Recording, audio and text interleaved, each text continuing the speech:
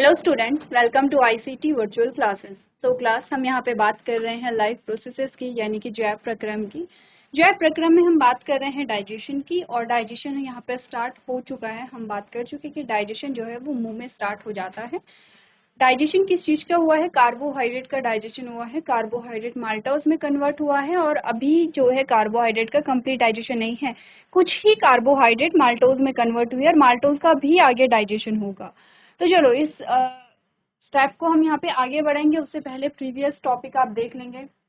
जैसे जैसे आपकी स्लाइड आगे बढ़ेगी वैसे वैसे आप अपने पॉइंट्स जो हैं, अपने हेडिंग्स जो हैं, वो एक बार देख लेंगे कि कौन कौन सी हेडिंग, कौन कौन से टॉपिक आपके पास आए हैं, क्या क्या आपने अभी तक पढ़ा है। ठीक है, चलो ये फोटोसिंथेसिस हो गई है। इसके बाद हम परपोषी पोषण की बात करेंगे, जिसमें हम डाइजेशन पढ़ रहे हैं। डाइजेशन में डाइजेस्टिव सिस्टम हमने पढ़ा है, डाइजेस्टिव ग्लैंड्स हमने पढ़ी हैं, डाइजेस्टिव सिस्टम का डायग्राम हमने यहाँ पर देखा है। हमने बात की है कि डाइजेशन के कौन कौन से स्टेप्स यहाँ पर होते हैं। ठीक है, और डाइजेशन शुरू हो गया है। यहाँ से सबसे पहले हमने कहा मुंह से पाचन शुरू होता है, तो हमने दांत को यहाँ पे पढ़ा, दांतों का क्या स्ट्रक्चर होता है, क्या फॉर्मूला होता है। इसके बाद हमने सलाइवरी ग्लैंड और सलाइवा के बारे में बात की है। ठीक है, देन हमने टंग जो है जीभ, उसके बारे में हमने बात की है यहाँ पे। फिर हमने कहा कि जब यहाँ पर क्या होता है, मुंह में जब हम खाना चबाते हैं, पहले आपने बाइट ली, फिर आपने च्यू किया, चबाया, सलाइवा निकलता है। इसमें जो कार्बोहाइड्रेट है वो माल्टोज में कन्वर्ट होता है, लेकिन कुछ ही कार्बोहाइड्रेट होता है। ठीक है, अराउंड 30% यहाँ पर होगा। इसके बाद जब हम खाने को चबा लेते हैं तो हम खाने को निकल जाते हैं, और खाना फूड पाइप से होते हुए कहाँ पहुँच जाता है? हमारे स्टमक में पहुँच जाता है। जो हमारा सेकंड पार्ट आता है, या सेकंड डाइजेस्टिव ऑर्गन हम कहेंगे, डाइजेस्टिव सिस्टम का जो सेकंड पार्ट हमारे पास आता है, पहला तो है मुंह, मुंह में दांत, जीभ और सलाइवा का फंक्शन आपने देखा। दूसरा आता है इसोफेगस या भोजन नली, फूड पाइप या इसोफेगस या भोजन नली इसको हम कहते हैं।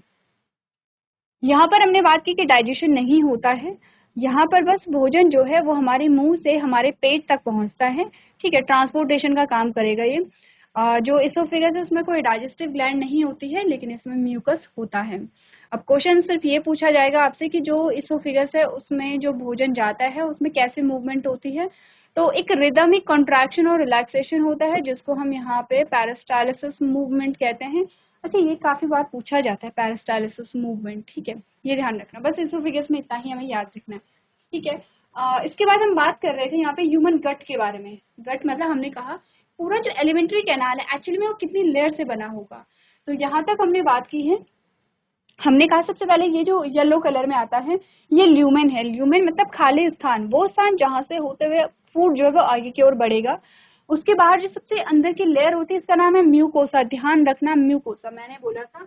अगर मैं स्मॉल इंटेस्टाइन की बात कर रही हूँ, चलो पहले पूरी लेयर पढ़ते हैं। ठीक है, ये है म्यूकोसा। म्यूकोसा के बाहर की जो लेयर आती है इसको सब म्यूकोसा कहते हैं। सब म्यूकोसा के बाहर दो लेयर आती है, मस्कुलैरिस इसको हम कहते हैं। ठीक है, और मस्कुलैरिस जो है वो दो टाइप की होती है, इनर सर्कुलर और आउटर लॉन्गिट्यूडनल होती है। यानी कि जो इनर है वो मस्कुलैरिस जो है वो मसल से मिलकर के बना होता है। अंदर की जो मसल्स हैं वो कैसे होती है, यहाँ पे सर्कुलर होती हैं, जैसे आपको सर्कल में दिखाई दे रहा है। बाहर वाले लॉन्गिट्यूडनल होती हैं ऐसी। ठीक है, ये है मस्कुलैरिस जो मसल से बना होता है। आउटर मोस्ट लेयर जो है वो है यहाँ पे सेरोसा, सेरोसा की बनी होती है। अब मैंने बोला अगर स्मॉल इंटेस्टाइन हमारे पास है, ठीक है, ये स्मॉल इंटेस्टाइन है। एक्चुअली में स्मॉल इंटेस्टाइन कितने लेयर से बनी होगी? सेरोसा। देन हमने बात की है यहाँ पे, ये यहाँ पे क्या है, मस्कुलैरिस है, जिसको हम, ये इनर मस्कुलैरिस होगी। ठीक है, ये आउटर मस्कुलैरिस होगी ऐसे। फिर हमने कहा सबसे इनर मोस्ट जो लेयर है, उसके बाद म्यूकोसा होगा, ये म्यूकोसा है। ठीक है, ये म्यूकोसा आ गया। और सबसे इनर मोस्ट जो आते हैं वो है म्यूकोसा। सब म्यूकोसा के बाहर क्या होगी? म्यूकोसा होगी, जो कुछ ऐसे फोल्ड होगी ये। और बीच वाला जो है ये है ल्यूमेन, यानी कि यहाँ से जो खाना है यहाँ पर होगा खाना, यहीं से आगे खाना निकलता है या गुजरता है। तो हमारी जो एलिमेंट्री कैनाल है वो इतनी लेयर से मिलकर के बना होता है। अच्छा, म्यूकोसा जो है आपको बताया गया था कि म्यूकोसा यहाँ पे फोल्ड होकर के फिंगर लाइक प्रोजेक्शन बनाते हैं, जिसको विलाई और माइक्रोविलाई कहते हैं। ये देखो यहाँ पे विलाई और माइक्रोविलाई यहाँ पर बनाते हैं। ये म्यूकोसा जो लेयर है यही यहाँ पर आगे चल करके जो स्टमक हम पढ़ेंगे उसमें गैस्ट्रिक ग्लैंड का फॉर्मेशन भी करती है। ठीक है, ये बात क्लियर है। फिर हमने कहा म्यूकोसा सेल पे गॉबलेट सेल लगी होती है जो म्यूकस को सिक्रीट करती है, क्योंकि आपके पूरे डाइजेस्टिव ट्रैक्ट में म्यूकस होगा। म्यूकस जो है वो ल्यूब्रिकेशन प्रोवाइड करता है। ल्यूब्रिकेशन का मतलब यह है सतह खुरदुरी ना हो, स्मूथ रहे, उसके लिए क्या होता है यहाँ पे जो म्यूकस है वो रिलीज होता है। तो ह्यूमन गट के बारे में हमने बात कर ली है। आज हम स्टमक यहाँ पे स्टार्ट करेंगे और स्टमक में गैस्ट्रिक ग्लैंड को पढ़ेंगे। उससे पहले जो यहाँ पे ह्यूमन गट है उनकी जो लेयर है ये क्लियर हो गई है।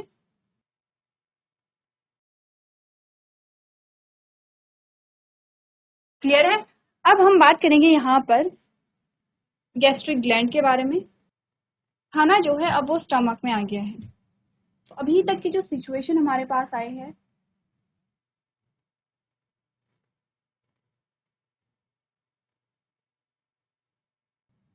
वो ये है कि ये हमारे पास फूड पाइप आया है, ये फूड पाइप,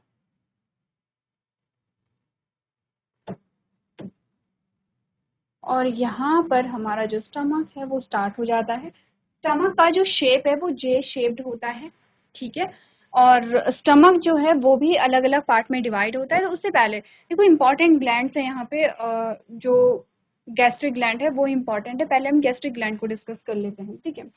अब देखो यहाँ पर क्या होता है कि जब आपने खाना खाया, ठीक है, ये जो खाना है ये क्या होता है, फूड पाइप से नीचे की ओर कहाँ जाता है, हमारे स्टमक में जाता है। लेकिन ये खाना वापस से ऊपर ना आए, खाना जो है वो हमारे पेट से वापस नहीं, जैसे कभी कभी वॉमिटिंग हो जाती है, एबनॉर्मल कंडीशन है ये, ऐसा तो नहीं कि हमें हर टाइम वॉमिट हो जाती है। कभी कभी कुछ कंडीशन हो सकती हैं, कुछ यहाँ पे इन्फेक्शन हो सकता है, या कोई आपने ऐसा फूड ले लिया है जो कैसा था यहाँ पे इन्फेक्टेड था, तो तब इस केस में हमें उल्टी हो जाती है, वॉमिटिंग होती है, अदरवाइज हमें उल्टी नहीं होती है। तो आपने कहा कि ये जो खाना है वापस ना आए, इसीलिए यहाँ पर एक पिंचर लगा होता है, ठीक है। ये कुछ ऐसे मसल्स जैसा ही होगा, इसका नाम है, नाम याद कर लेना, नाम इम्पोर्टेंट है। इसका नाम है, एक गेट जैसा होता है, गैस्ट्रो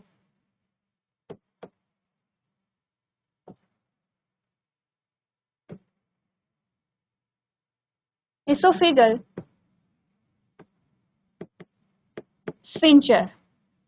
आगे भी हमें स्फिंक्टर देखने को मिलेंगे। स्फिंक्टर आप कह सकते हैं गेट जैसी संरचना है, मतलब एक गेट है जो खाने को वापस नहीं आने देता है, ठीक है। जो खाना है वो नीचे जाएगा, डाउनवर्ड्स जाएगा, लेकिन वो ऊपर नहीं आने देता है।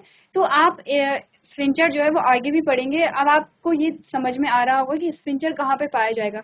जब एक जो ऑर्गन है वो यहाँ पे समाप्त होता है, दूसरा ऑर्गन यहाँ पे शुरू हो जाते हैं, वहां पर क्या होंगे, स्फिंक्टर लगे होंगे। ऐसा ही स्फिंक्टर आप तब देखेंगे जब फूड जो है वो हमारे स्टमक से हमारे स्मॉल इंटेस्टाइन में जाएगा, तो एक स्फिंक्टर वहां पे भी लगा होगा।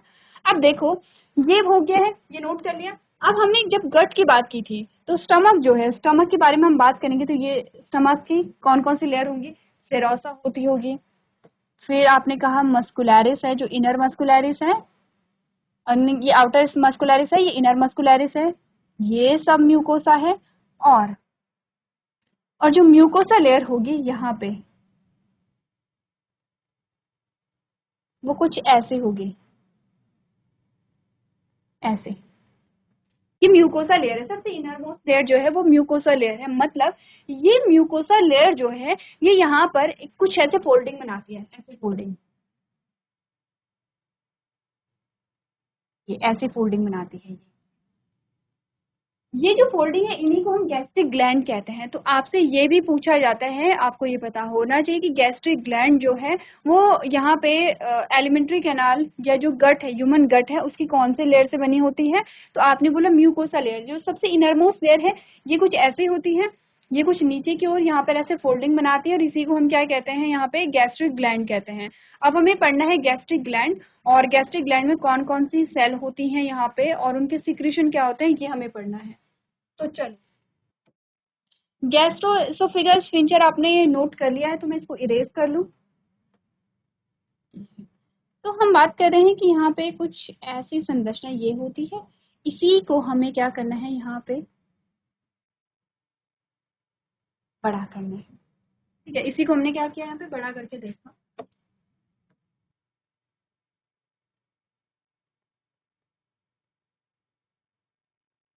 इसी को हमने यहाँ पे बड़ा करके देखना है। चलो सबसे पहले गैस्ट्रिक ग्लैंड बना लो।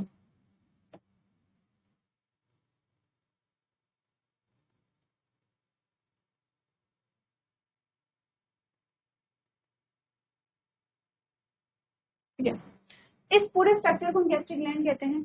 थोड़ा सा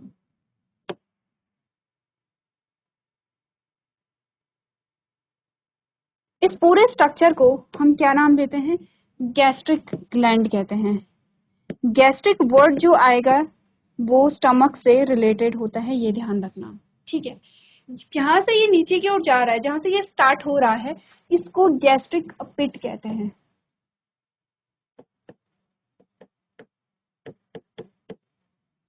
ठीक है, इस गैस्ट्रिक ग्लैंड में, ग्लैंड यानी कि ग्रंथि, इसमें कुछ सेल्स पाई जाती हैं, अलग अलग सेल्स यहाँ पर होती हैं। जैसे कि यहाँ पे कुछ सेल्स यहाँ पे पाई जाएंगी, यहाँ पे ऐसे अंदर होंगी, बाहर नहीं होंगी, ये बाहर चला गया, अंदर होंगी ये। इनको नाम दिया जाता है म्यूकस नेक सेल। ऐसे ही कुछ और सेल्स होती हैं, जैसे ये सेल्स यहाँ पे आ गई, जैसे यहाँ पे आ गई हैं, ऐसे। ठीक है, इनका नाम होता है ऑक्जेंटिक सेल या पेराइटल सेल। अच्छा, दोनों उसी के नाम है। ठीक है, ऑक्जेंटिक या पेराइटल सेल इसी के नाम है।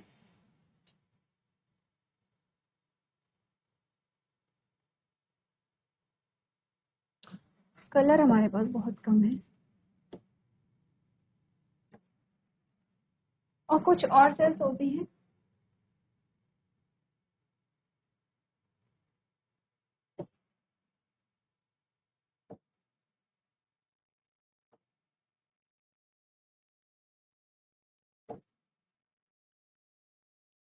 विजिबल है। ठीक है, इनको हम कहते हैं चीफ सेल, और इनको हम कहते हैं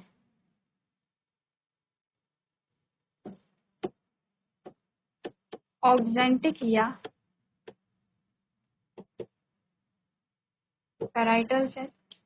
इसको चीफ सेल या पैप्टिक सेल कहते हैं। बस 3 सेल हमें पढ़नी है, म्यूकस नेक सेल, ऑक्जेंटिक या पेराइटल सेल, और चीफ सेल या पैप्टिक सेल। और इनसे निकलने वाले सिक्रीशन यानी कि जो पाचक रस है वो हमें पढ़ने हैं, और उनका क्या काम है ये हमें पढ़ना है। चलो नोट करो।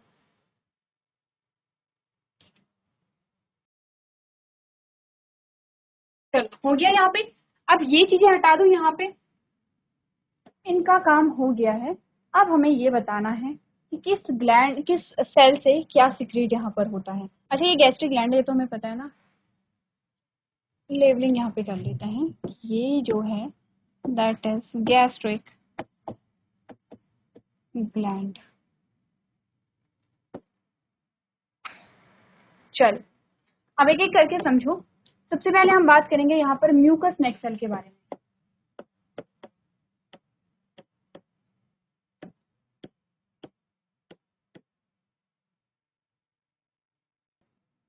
म्यूकस नेक सेल, म्यूकस नेक सेल से जो रिलीज होता है वो होता है म्यूकस। ये ध्यान रखना, ये सिक्रीशन है।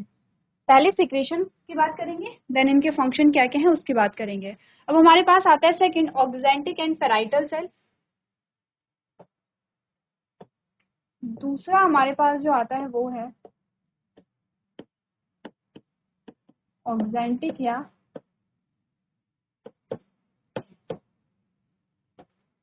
Parietal cell. और ऑक्जेंटिक या पेराइटल सेल से दो चीजें सिक्रीट होती है। पहला तो है hydrochloric acid, HCl।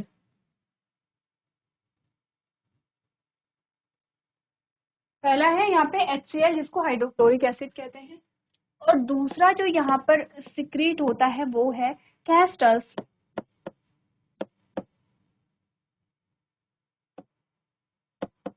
Intrinsic factor. ठीक है, तीसरा जो हमारे पास आता है वो है यहाँ पे चीफ सेल, या जिसको पैप्टिक सेल भी कहते हैं। चीफ या पेप्टिक सेल, ठीक है। इससे जो रिलीज होते हैं, पहला पेप्सिनोजन,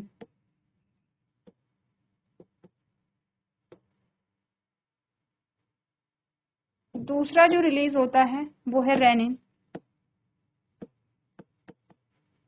तीसरा जो रिलीज होता है वो है गैस्ट्रिक लाइपेज,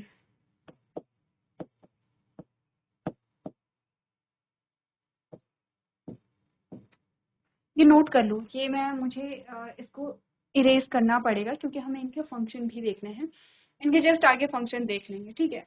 ये जो आपको कुछ नहीं है, देखो डायग्राम ऐसा तो कुछ है नहीं कि बहुत यहाँ पे डीप ये है या फिर बहुत ज़्यादा कॉम्प्लेक्स डायग्राम है, कॉम्प्लेक्स तो कुछ नहीं है, हमें ग्लैंड्स बतानी है, बस ऐसे जो दो फोल्डिंग है वो ग्लैंड्स बना देती हैं। और हमने ये देखा कि यहाँ पे 3 सेल्स पाई जाती है, नेक जो है नेक रीजन में वो म्यूकस सेल पाई जाती है, बाकी ऑक्जेंटिक एंड चीफ सेल यहाँ पर पाई जाती हैं। ये मैं इरेज कर लूंगी, इरेज करने के बाद हम आगे देख पाएंगे कि इनके फंक्शन क्या होते हैं। तो एक सिंगल जो स्लाइड है वहाँ पर आपका कंप्लीट हो जाएगा। अगर आपने ऐसे ही नोट किया तो कोई बात नहीं, आप नेक्स्ट पेज भी वो इनके जो फंक्शन है वो कर सकते हैं। तो चलो नोट करो एक बार, इन सेल्स के नाम जो है वो नोट कर लेंगे।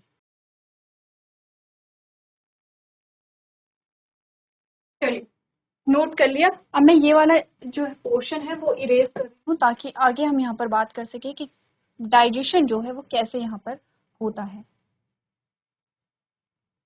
चलो अच्छा, सबसे पहले तो म्यूकस हमारे पास आता है, म्यूकस का फंक्शन हम बाद में देखेंगे, बाद में क्यों देखेंगे, म्यूकस का फंक्शन हम बाद में देखेंगे। हम स्टार्ट करते हैं हाइड्रोक्लोरिक एसिड से। हाइड्रोक्लोरिक एसिड जो है इसके कुछ फंक्शन होते हैं, जैसे जैसे कि ये पेप्सिनोजेन को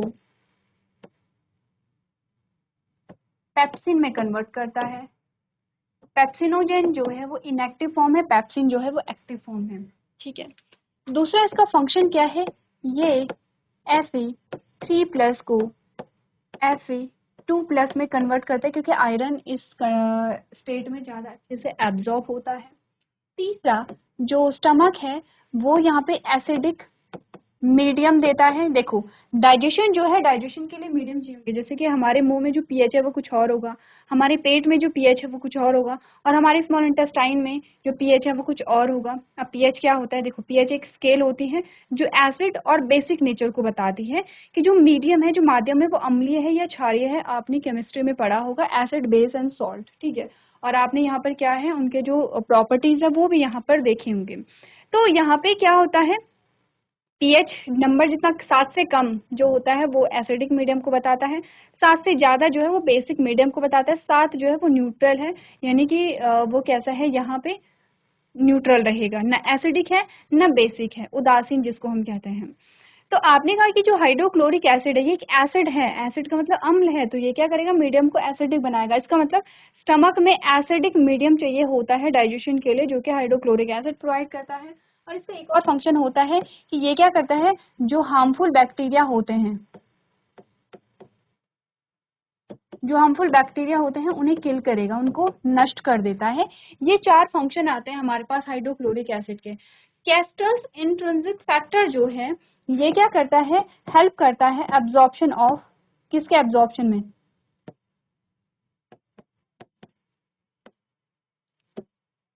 एक्सट्रिंसिक फैक्टर। एक्सट्रिंसिक फैक्टर जो है वो विटामिन B12 है। ये जो इंट्रिंसिक फैक्टर है ये विटामिन B12 के एब्जॉर्प्शन में यहाँ पे मदद करेगा, ठीक है। अब आप चीफ सेल पे, पेप्सिनोजन जो है जिसको कि हाइड्रोक्लोरिक एसिड ने पेप्सिन में कन्वर्ट कर दिया, तो पेप्सिनोजन हो गया है पेप्सिन में कन्वर्ट। ये पेप्सिन क्या करेगा, यहाँ पे प्रोटीन का डाइजेशन करेगा और प्रोटीन को पेप्टाइड्स में और पेप्टोन्स में कन्वर्ट कर देता है, ठीक है, प्रोटीन का डाइजेशन करेगा। अच्छा रेनिन क्या करता है, एक प्रोटीन होती है कैसीन नामक प्रोटीन, इसका ये यहाँ पे डाइजेशन करेगा, ठीक है। यहाँ पर पेप्सिन भी रोल प्ले करते हैं, लेकिन पहले क्या करेगा, यहाँ पर रेनिन करेगा। गैस्ट्रिक लाइपेज क्या करेगा, यहाँ पे जो लिपिड है उन्हें यहाँ पे ग्लिसराइड में या डाइग्लिसराइड में यहाँ पे कन्वर्ट कर देता है। तो यहाँ पर ये डाइजेशन का जो काम है वो करते हैं।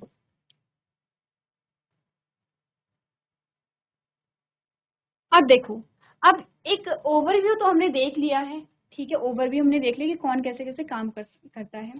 थोड़ा सा और ज़्यादा डिटेल में हम अगर बात करना चाहें तो कर सकते हैं, तो थोड़ा सा यहाँ तक की चीज़ें आप लोग क्लियर करके लेकर के आना। नेक्स्ट लेक्चर में हम थोड़ा सा और ज़्यादा अच्छे से समझेंगे। देखो हाइड्रोक्लोरिक एसिड का फंक्शन, ठीक है, इससे ज़्यादा इससे डीप हम नहीं जा रहे हैं। हम थोड़ा सा पेप्सिनोजन की बात करेंगे, रेनिन की बात करेंगे और गैस्ट्रिक लाइपेज की बात करेंगे, ये कैसे एक्ट करते हैं। और अब बात करते हैं थोड़ा म्यूकस के बारे में। म्यूकस का भी फंक्शन हम देख लेते हैं। ये क्या करता है, यहाँ पे प्रोटेक्शन देता है किसको, जो स्टमक की वॉल होती है। देखो हाइड्रोक्लोरिक एसिड बहुत एसिडिक है, इससे हमारे जो स्टमक की वॉल जले ना, नष्ट ना हो। इससे म्यूकस क्या करता है, हमारे जो पेट की जो दीवारें हैं, जो वॉल है, उसको यहाँ पे प्रोटेक्शन प्रोवाइड करता है। तो चलिए, ये तो हमने बात की है यहाँ पे गैस्ट्रिक ग्लैंड और उनसे सिक्रीट होने वाले सिक्रेशन के बारे में। तो आज के सेशन में हम इतना ही करेंगे। अभी तक क्लास में बने रहने के लिए आपका धन्यवाद।